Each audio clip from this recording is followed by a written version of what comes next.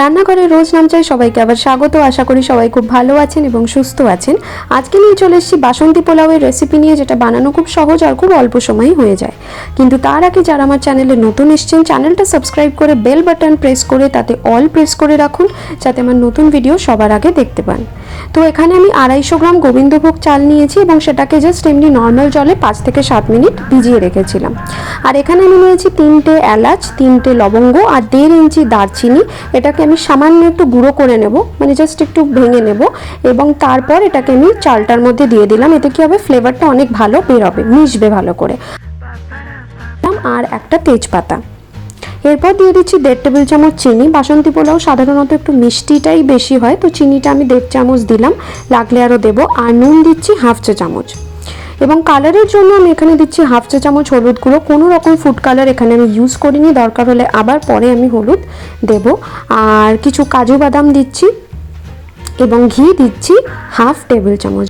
আর রান্নাটা একটা অন্য মাত্রা আনার জন্য আমি সামান্য একটু কর্পূর আঙুল দিয়ে হালকা একটু টাচ করব, এবং আঙুলে যেটুকু লাগবে সেটুকুই হালকা একটুখানি এটার ওপর হাত দিয়ে জাস্ট ডাস্ট করে দিলাম, এবং তারপর সমস্ত উপকরণগুলো ভালো করে মিশিয়ে দিচ্ছি। কর্পূরটা কিন্তু বেশি দেবেন না, একদম অল্প। এবং তারপর আমি কড়াই গরম করে তাতে দিয়ে দিচ্ছি 1/2 টেবিল চামচ সাদা তেল। সাদা তেলটাকে গরম করে চারদিকে কড়াইয়ে ভালো করে মাখিয়ে নেব। আর তেলটা গরম হয়ে গেলে আমি এরপর এর মধ্যে চালটা দিয়ে দিচ্ছি। এটাকে আমি এবার জাস্ট কয়েক সেকেন্ড একটু নেড়ে নেব, এবং নেড়ে নেওয়ার পর আমি এতে আরও সামান্য একটু হলুদ দিলাম। আমি শুরুতেই বলেছি হলুদ যদি আমার লাগে আমি পরে দেব, কিন্তু আগে যদি একবারে অনেকটা দিয়ে ফেলি তাহলে কিন্তু হলুদের গন্ধ হয়ে যাবে, সেটা একদমই ভালো লাগবে না। তো শুরু থেকে অল্প অল্প করে দেওয়াই ভালো। এটাকে এরপর 4 থেকে 5 মিনিট লো থেকে মিডিয়াম ফ্লেমে ভালো করে নেড়ে নেব। এবং তারপর আমি এখানে 2 কাপ এরকম কফি মাগের 2 কাপ জল আমি দিচ্ছি।